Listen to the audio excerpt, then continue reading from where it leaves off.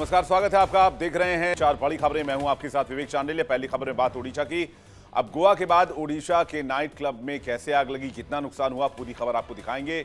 दूसरी खबर में बात करेंगे यूपी नेपाल बॉर्डर की। बॉर्डर पर कड़ा पहरा क्यों लगाया गया है, लगातार चेकिंग अभियान क्यों चलाया जा रहा है। तीसरी खबर आपको दिखाएंगे नकली कफ सिरप पर बड़ा एक्शन लिया है, ईडी ने कहां कहां चेकिंग अभियान चलाया है। और चौथी खबर में हम आपको दिखाएंगे एक्ट्रेस आलिया भट्ट की खबर। आखिर भारतीय एक्ट्रेस आलिया ने क्यों पाकिस्तान जाने की बात कही है, पूरी खबर होगी आपके सामने। लेकिन शुरुआत करें इस वक्त की ब्रेकिंग न्यूज से। ओडिशा के नाइट क्लब में आग लगी है, तगड़ा यहां पर आग का तांडव दिखा है। बता दें ओडिशा के भुवनेश्वर से खबर है, तस्वीरें आपको दिखाते हैं। ये देखिए तस्वीरें, भुवनेश्वर के एक नाइट क्लब में भीषण आग लगी हुई है।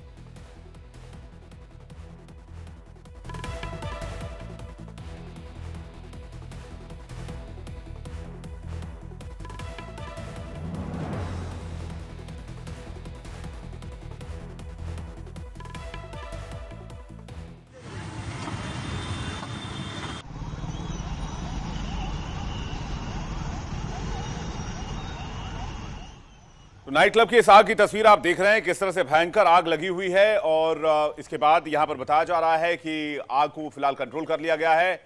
आग से हाहाकार इस पूरे इलाके में देखी गई। फायर ब्रिगेड की टीम ने आग को कंट्रोल कर लिया है।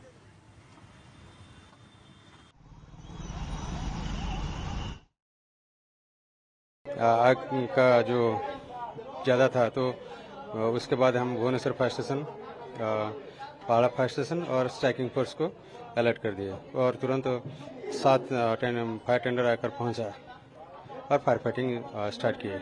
4 टीम और लगभग 30 आदमी, ऑफिसर और मैन मिलाकर।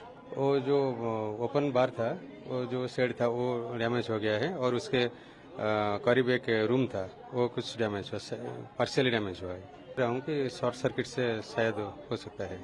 न वो बहुत तो टेरेस फ्लोर में हुआ था, जो उसमें आग हुआ था और वहाँ पर धुआं, सब टायर के धुआं हो गया। उसके लिए हमको BSED ब्रीदिंग apparatus पहन कर फायर फाइटिंग करना पड़ा और फायर को कंप्लीट। तो आइए देखते हैं कि इस खबर की डिटेल क्या है। भुवनेश्वर के सत्य विहार इलाके में यह आग का तांडव देखा गया है और यहां पर एक क्लब में आग लगी। सत्य विहार इलाके में नाइट क्लब में भीषण आग लगी। आपको बता दें कि नाइट क्लब में आग लगने के बाद इलाके में अफरा तफरी का माहौल देखने को मिला। फायर ब्रिगेड की टीम ने तुरंत मोर्चा संभाला और उसके बाद कड़ी मशक्कत के बाद आग को काबू कर लिया गया। हालांकि अच्छी बात यह रही कि इस घटना में कोई हताहत नहीं हुआ, यानी कि न तो किसी की जान गई और न ही कोई घायल हुआ है। ये इस वक्त की बड़ी जानकारी मिल रही है। इस खबर पर हमारे साथ हमारे संवाददाता रजनीश जुड़ रहे हैं, सीजन के पास चलते हैं। रजनीश, क्या जानकारी है इस खबर के बारे में? ये आग कैसे लगी, किस तरह से लगी और क्या इसे पूरी तरीके से कंट्रोल कर लिया गया है? देखिए विवेक, अभी आग लगने के पीछे का कारणों का तो पता नहीं चल सका है, लेकिन जो उड़ीसा के भुवनेश्वर के सत्य विहार इलाके में ये नाइट क्लब था जहां पे अचानक आग लग गई थी। जैसे ही आग लगी तुरंत एक के बाद एक कई गाड़ियों को, दमकल की गाड़ियों को मौके पर भेजा गया, जिन्होंने कई घंटों की कड़ी मशक्कत के बाद अब आग पर लगभग काबू पा लिया है। लेकिन अभी कूलिंग का काम वहां पे चल रहा है। खास बात यह है और गनीमत यह रही कि इस हादसे में किसी के हताहत होने की खबर नहीं है। जिस तरीके से गोवा में जो नाइट क्लब में जो आग लगी थी उसमें 25 लोग जो है वो झुलस के उनकी मौत हो गई थी। हालांकि उनके ऑनर जो है वो फरार हो गए थे, जिन्हें अब पकड़ लिया गया है फुकेट से। लेकिन इस उड़ीसा वाले मामले में गनीमत यही रही कि जिस वक्त यह आग लगी उस वक्त नाइट क्लब के अंदर ज्यादा लोग मौजूद नहीं थे। सिर्फ जो क्लब का स्टाफ था वो मौजूद थे और इक्का दुक्का कोई ग्राहक वहां पे मौजूद था। लेकिन अगर बात की जाए इस आग की, तो जैसे ही आग लगी थी तो इस जहां पे सत्य विहार में, जहां पे जिस स्पॉट पे ये नाइट क्लब है उसके आसपास फर्नीचर और जो फॉर्म का काम होता है, जैसे ही आग लगी आग ने पास की दुकानों के फॉर्म और लकड़ी के जो सामान था उसमें भी आग लग गई थी और जबरदस्त तरीके से आग फैलती चली गई। जिसके बाद दमकल विभाग की जो गाड़ियां थी, जो दमकल विभाग के कर्मी थे, उन्होंने आग को चारों तरफ से कॉर्डन ऑफ किया और सबसे पहले ये कोशिश की कि आग पास की इमारतों में ना लगे। जिसके बाद कड़ी मशक्कत के बाद कम से कम एक दर्जन से ज्यादा गाड़ियां मौके पर पहुंची और चारों तरफ से आग को पहले कॉर्डन ऑफ किया गया, उसके बाद आग पे काबू पाया जा सका। फिलहाल अभी जो है वो, अगर मैं प्रशासन और पुलिस की बात करूं तो अभी तक आग लगने के पीछे कारणों का नहीं पता चला सका है। पुलिस का कहना है कि जब आग बुझ जाएगी, इन्वेस्टिगेशन होगी, उसके बाद ये साफ होगा कि आग किस वजह से लगी। क्या शॉर्ट सर्किट की वजह से आग लगी या फिर वजह कुछ और थी। बहुत शुक्रिया रजनीश इस जानकारी के लिए और तमाम अपडेट्स हम तक पहुंचाने के लिए, दर्शकों तक पहुंचाने के लिए। आगे बढ़ते एक और बड़ी खबर आ रही है। उत्तर प्रदेश में बहुत तगड़ा एक्शन हो रहा है। उत्तर प्रदेश नेपाल बॉर्डर पर घुसपैठियों के खिलाफ युद्ध जारी है। यूपी नेपाल बॉर्डर पर चेकिंग अभियान चल रहा है। एसआईआर सर्वे को लेकर घुसपैठियों पर पैनी नजर है। आपको बता दें कि उत्तर प्रदेश में एसआईआर चल रहा है और योगी आदित्यनाथ ने, उत्तर प्रदेश के सीएम ने पहले ही कह दिया है कि घुसपैठियों को पहले डिटेक्ट करेंगे, फिर डिलीट करेंगे, फिर उसके बाद डिपोर्ट करेंगे। यानी कि योगी ने उत्तर प्रदेश में 3D मॉडल जारी कर दिया है घुसपैठियों के खिलाफ। और ये तस्वीर जो आप देख रहे हैं, ये अलग अलग जगहों की घुसपैठियों में अफरा तफरी की स्थिति देखी जा रही है। ये नेपाल बॉर्डर की तस्वीर देख रहे हैं, जहां पर उत्तर प्रदेश और नेपाल के बॉर्डर की तस्वीर। श्रावस्ती में गहन चेकिंग अभियान चल रही है। स्निफर डॉग्स को भी लगाया गया है इस इलाके में। स्पेशल इंटेंसिव रिवीजन के तहत यहां पर सघन चेकिंग अभियान चलाते हुए बीएसएफ और पुलिस। हमारे साथ चंद्र प्रकाश शुक्ला जुड़ रहे हैं, संवाददाता, सीधे उनके पास चलते हैं। चंद्र प्रकाश, पूरी खबर क्या है, इसके बारे में जरा डिटेल से बताइएगा और ये एक्शन क्यों और कैसे लिया जा रहा है? विवेक, मैं आपको बताना चाहूंगा, श्रावस्ती जो है ये चूंकि नेपाल से सटा हुआ जनपद है, क्योंकि यहाँ पे चूंकि जो श्रावस्ती की खुली सीमा है 60 किलोमीटर की, क्योंकि यहाँ पे लगातार जंगल के रास्ते भी आने की आशंका जताई जाती है घुसपैठियों की। लगातार यहाँ पे पुलिस और एसएसबी के द्वारा कैंपेनिंग की जा रही है जंगलों में, डाग स्क्वाड के द्वारा, और इस लगातार चेकिंग की जा रही है। अगर बात की जाए तो यहाँ पे जिला प्रशासन की, चूंकि जिला प्रशासन एसआईआर को लेकर के भी पूर्णतया मुस्तैद है। और अगर सुरक्षा व्यवस्था की बात की जाए तो ड्रोन कैमरे की निगरानी से, और यहाँ के जो पुलिस अधीक्षक है राहुल भाटी ने खुद कमान संभाली है, वो खुद जाकर के बॉर्डर क्षेत्रों में गश्त करते हैं, एसएसबी के साथ में कैंपेनिंग करते हैं और आने जाने वालों पे गहन चेकिंग की जा रही है। और अगर बात की जाए सुरक्षा व्यवस्था की तो एसएसबी की जो टीम है लगातार मुस्तैद पैनी नजर बनी हुई है। चूंकि ये श्रावस्ती का खुला सीमा है 60 किलोमीटर की दूरी पर, तो लगातार पुलिस और एसएसबी की टीम लगातार चेकिंग अभियान चला रही है। अगर बात की जाए तो यहाँ पे चूंकि नेपाल से आने जाने का चूंकि खुला रास्ता है, लोग पैदल आते जाते हैं, वाहनों से आते जाते हैं, लेकिन एसएसबी लगातार क्षेत्रों में कैंपिंग कर रही है और भ्रमणशील रह के अपने क्षेत्रों में लगातार मुस्तैदी से नजर बनाए हुए है। जी विवेक। चंद्र प्रकाश, क्या आदेश आया है ऊपर सरकार की तरफ से, क्या करने को कहा गया है? उत्तर प्रदेश की जो योगी सरकार है, लगातार जितने भी घुसपैठिए हैं उनके ऊपर नजर बनाए रखने के लिए कहा गया है। इसी के सापेक्ष में श्रावस्ती की जो खुली सीमा है उस पर चूंकि एसएसबी की टीम लगातार कैंपेनिंग कर रही है और पुलिस की जो टीम है लगातार क्षेत्रों में भ्रमणशील रह करके लगातार नजर बनाए हुए है। और जो भी नेपाल के नागरिक हैं उनसे पूछताछ की जा रही है, उनके आधार कार्ड देखे जा रहे हैं, इसके बाद उनको आने जाने दिया जा रहा है। जी विवेक। जी चंद्र प्रकाश जी, बहुत बहुत शुक्रिया इस जानकारी के लिए और तमाम अपडेट्स दर्शकों तक पहुंचाने के लिए। तो योगी सरकार के आदेश को बहुत ही तीव्रता से और बहुत ही अग्रेशन के साथ लॉ एंड ऑर्डर यानी कि प्रशासन तंत्र जमीन पर उतारने में लगा हुआ है, जिसकी तस्वीर अभी हमने आपको दिखाई। आगे बढ़ते एक और बहुत बड़ी खबर आपको बताते हैं। कोडिन कफ सिरप मामले में ईडी का बड़ा एक्शन सामने आया है। कोडिन कफ सिरप मामले में लखनऊ, वाराणसी, जौनपुर सहित कई जिलों में रेड मारी गई है। कई राज्यों में रेड चल रही है। ईडी की कार्रवाई जो है वो कई राज्यों में, कई जिलों में चल रही है। आरोपी शुभम के साथियों पर कड़ी कार्रवाई हो रही है, ये इस वक्त की जानकारी मिल रही है। आपको बता दें कि कोडिन कफ सिरप मामले में एक्शन लिया गया है। कोडिन कफ सिरप से बच्चों की जान गई थी, जिसके बाद ये मामला बहुत तूल पकड़ा था और उस मामले को लेकर अब बड़ा एक्शन होता हुआ दिख रहा है। ईडी ने एक्शन लिया है। कोडिन कफ सिरप मामले में ईडी ने लखनऊ, वाराणसी, जौनपुर सहित कई जिलों में रेड मारी है। कई राज्यों में भी ईडी की कार्रवाई चल रही है। आरोपी शुभम के साथियों पर कड़ी कार्रवाई की जा रही है। तस्वीर आपको दिखा रहे हैं कि किस तरह से कोडिन कफ सिरप मामले में वाराणसी, उत्तर प्रदेश की तस्वीर, छापेमारी हुई है, छापा पड़ा है। उत्तर प्रदेश के कई जिलों में छापेमारी हुई है। कई राज्यों में ईडी की कार्रवाई चल रही है, ईडी की रेड चल रही है। तो बड़ा एक्शन लेते हुए ईडी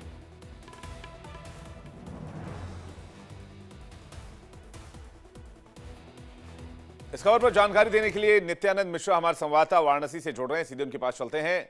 नित्यानंद, क्या है पूरी जानकारी, कब रेड पड़ी, इस रेड का मकसद क्या था? जी देखिए, कोडीन का सिर्फ मुख्य आरोपी शुभम जायसवाल और उसके सहयोगियों के आवास और कार्यालय पर आज ईडी ने छापा मारा है। बता दें कि कुल 25 स्थानों पर ईडी ने अपनी कार्रवाई की है, जिनमें वाराणसी, सहारनपुर, गाजियाबाद, जौनपुर, लखनऊ समेत 3 राज्य के कई जनपद शामिल है। बता दें कि ईडी ने कुछ दिनों पहले शुभम समेत तमाम उन लोगों के घरों पर नोटिस की थी जो लोग ईडी के लिस्ट में शामिल थे। ईडी का नोटिस देकर के परिवारजनों से कहा था कि 9 तारीख तक सभी व्यक्ति अपने संपत्तियों के ब्यौरा लेकर के, साथ में अकाउंट डिटेल लेकर के ईडी के समक्ष प्रस्तुत हो, मगर इसके बावजूद कोई व्यक्ति सामने नहीं आया और 3 दिन का इंतजार करने के बाद आज ईडी ने ताबड़तोड़ कार्रवाई की है। तमाम स्थानों पर ईडी की टीम पहुंची और लोगों के घर, कार्यालय में जाकर के परिजनों के साथ बातचीत और उसके साथ ही अपनी जो कार्रवाई है उसको आगे बढ़ाया जा रहा है। फिलहाल शुभम की बात की जाए, जो मुख्य आरोपी है, वो इस मामले की भनक लगते ही शहर छोड़ के बाहर चला गया था, मगर उसके कुछ दिन बाद ही उसने अपनी बेगुनाही बताते हुए एक वीडियो रिलीज किया। लगभग 12 मिनट का ये वीडियो था और वीडियो जारी करने के बावजूद शुभम अब तक पुलिस की गिरफ्त से बाहर है और पुलिस शुभम समेत तमाम आरोपियों की जांच में जुटी हुई है। नित्यानंद, ये पूरा मामला क्या है वैसे? जी देखिए, प्रतिबंधित तस्करी का मामला है जिसका मुख्य आरोपी शुभम जायसवाल है, क्योंकि बताया जा रहा है शुभम इस कारोबार का मुख्य आरोपी था, सरगना था लोगों का, जिसका काम झारखंड, बिहार, बांग्लादेश तक इसका ये काम फैला था और इस काम को लीड करता था शुभम। शुभम ने अपने साथ कई लोगों को अन्य जनपद, अन्य राज्यों में भी जोड़ा था जो कि इसके इस काम में इसका सहयोग करते थे, मगर कुछ मामले सामने आने के बाद शुभम को जब ये भनक लगी कि अब वो फंस सकता है तो उसने तुरंत अपना ये बनारस शहर छोड़ के वो बाहर चला गया। इसके बाद ईडी ने कार्रवाई शुरू कर दी है। इस मामले में ईडी के साथ कई एजेंसियां जुड़ चुकी हैं। इसके साथ पुलिस अब तक शुभम को नहीं पकड़ पाई। पुलिस शुभम जायसवाल की जांच में जुटी हुई है और पुलिस के मुताबिक जल्द ही शुभम जायसवाल को गिरफ्तार कर लिया जाएगा। हालांकि कल की बात की जाए तो कल शुभम पे 25,000 रुपए का इनाम भी घोषित कर दिया गया। क्या ये कार्रवाई आगे भी हो सकती है? फिलहाल आज सुबह से ताबड़तोड़ ईडी की कार्रवाई जारी है। ईडी के साथ साथ की टीम ने शुभम के सीए के घर पे भी छापेमारी की थी। शुभम के सीए विष्णु अग्रवाल हैं, उनके पास भी ईडी की टीम पहुंची थी, साथ में एसआईटी की टीम पहुंची, उनके साथ भी पूछताछ की जा रही है।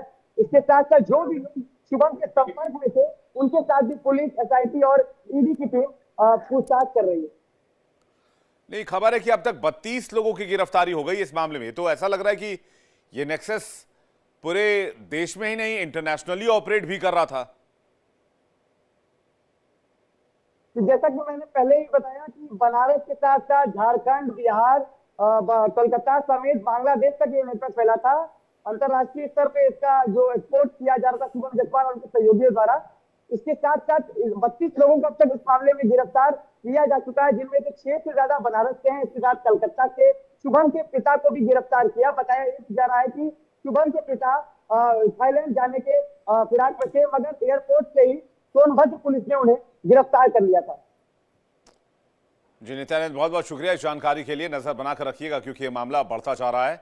आगे बढ़ते हैं। अगली खबर एक्ट्रेस आलिया भट्ट से जुड़ी हुई है, सुर्खियों में आ गई है। पाकिस्तान के बारे में बयान दिया है आलिया भट्ट ने पाकिस्तान जाने वाले सवाल पर जवाब दिया, मैं वहां जाऊंगी जहां मेरा काम मुझे ले जाएगा। पाकिस्तानी फैन ने आलिया से सवाल पूछा था कि क्या आप पाकिस्तान आएंगी।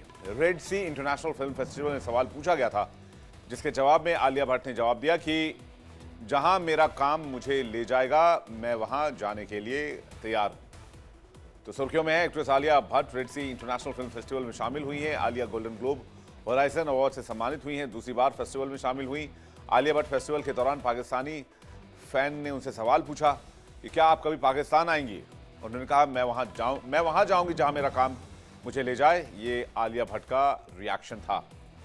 हालांकि इससे पहले भी आलिया भट्ट कई बार विवादों में रही हैं, सुर्खियों में रही हैं, कई बार सोशल मीडिया पर ट्रोल की गई हैं, लेकिन अपने बेदास और बेबाक और बिंदास अंदाज के लिए जानी जाती हैं और बेबाक जवाब के लिए भी वो जानी जाती हैं। लेकिन एक बार फिर से वो ट्रोलर्स के निशाने पर आ गई हैं। पाकिस्तान जाने के सवाल पर उन्होंने जवाब दिया कि मेरा काम मुझे जहां ले जाएगा मैं वहां जाने के लिए तैयार हूं। कहने का मतलब ये, अगर पाकिस्तान से उन्हें कुछ ऑफर होता है, कोई काम मिलता है, किसी एक्टिंग के लिए बुलावा आता है, तो वो वहां जाने के लिए तैयार हैं। उन्होंने जवाब दिया कि मेरा काम मुझे जहां ले जाएगा मैं वहां जाने के लिए तैयार हूं। रेड सी इंटरनेशनल फिल्म फेस्टिवल में शामिल हुई हैं आलिया भट्ट और इन्हें यहां पर अवार्ड भी दिया गया, बाकायदा गोल्डन ग्लोब होराइजन अवार्ड से सम्मानित किया गया है। दूसरी बार इस फिल्म फेस्टिवल में शामिल हुई आलिया भट्ट। फेस्टिवल के दौरान पाकिस्तान फैन ने सवाल पूछा कि क्या आप कभी पाकिस्तान आएंगी, और उन्होंने कहा मैं वहां जाऊंगी जहां मेरा काम मुझे ले जाएगा।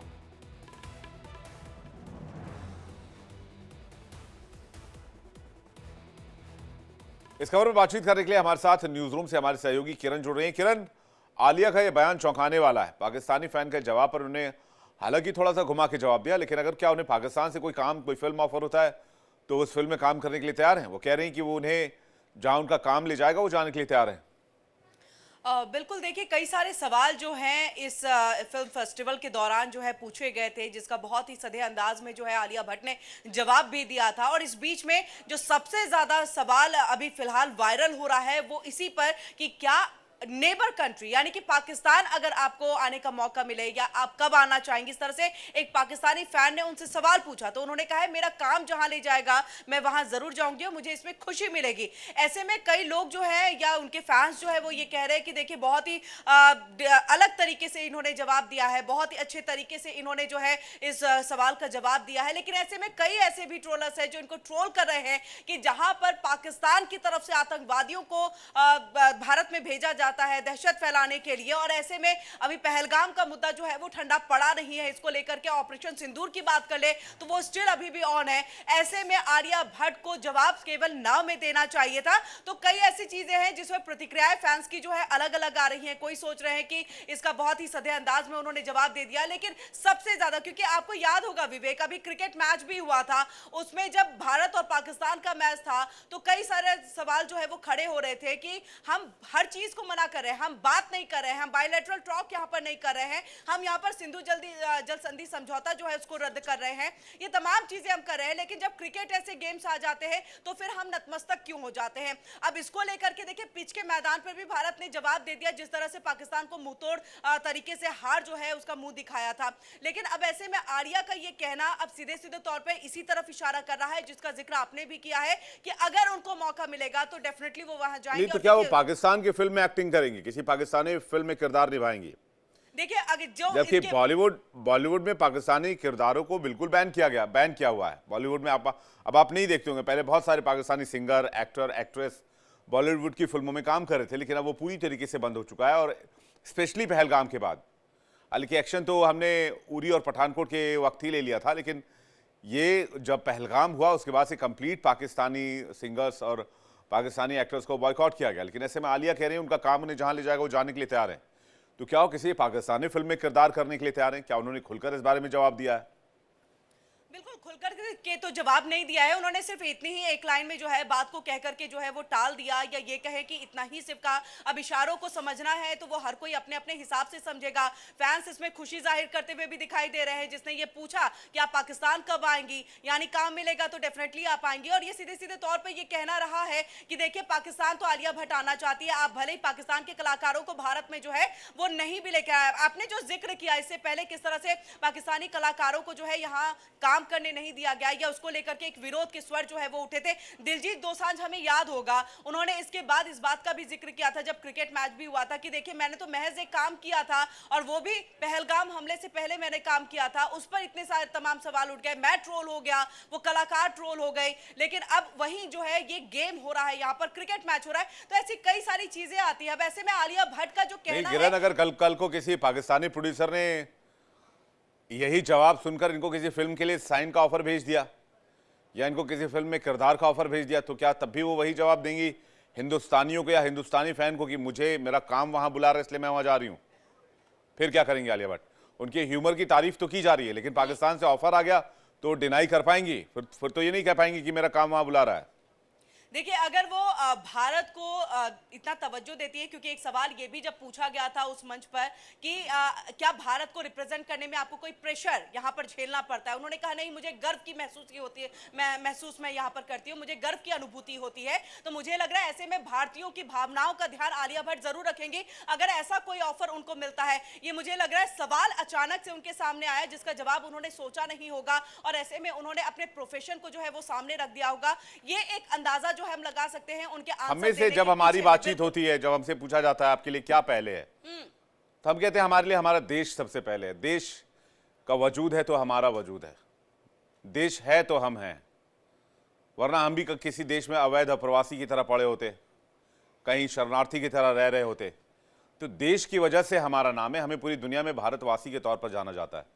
तो वो ये जवाब भी दे सकती थी कि हाँ, मैं पहले भारतीय हूँ, इस बारे में सोचूंगी अगर वहां से पाकिस्तान मुझे जाना पड़े या फिर नहीं जाना पड़े इस बारे में।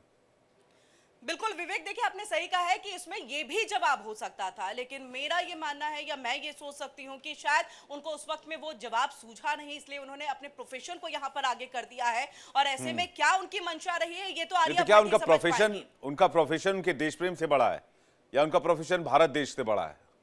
इसका जवाब आलिया भट्ट बेहतरीन तरीके से जो है वो दे बिल्कुल सकती सही है, बात है। क्योंकि आलिया भट्ट का ये जवाब रहा है। हम सिर्फ मंशाओं पर जो है एक तरह से जो है एक कयास ही लगा सकते हैं कि बिल्कुल उनके सही कहने बात। का अर्थ क्या होगा। इसलिए हम कह रहे हैं कि बार बार एक तरफ से ये ट्रोल भी हो रही है अपने इसी बयान को लेकर के, तो दूसरी तरफ कई फैंस जो है वो इनको एक सधे अंदाज में देता हुआ जवाब बता रहे हैं कि उन्होंने बहुत बेहतरीन तरीके से इस सवाल को जो है वो संभाल लिया। आपने सही कहा कि अब इस बयान के पीछे, इस जवाब के पीछे की मंशा क्या है, ये जवाब आखिर क्यों दिया उन्होंने, इस जवाब का मतलब क्या है, बेहतर तरीके से तो आलिया ही बता पाएंगी। जितना अब विवाद हो रहा है, मुझे लगता है जल्दी उनका रिएक्शन आएगा। किरण, बहुत शुक्रिया हमारे साथ जुड़ने के लिए और अपना कीमती वक्त देने के लिए, बहुत बहुत धन्यवाद।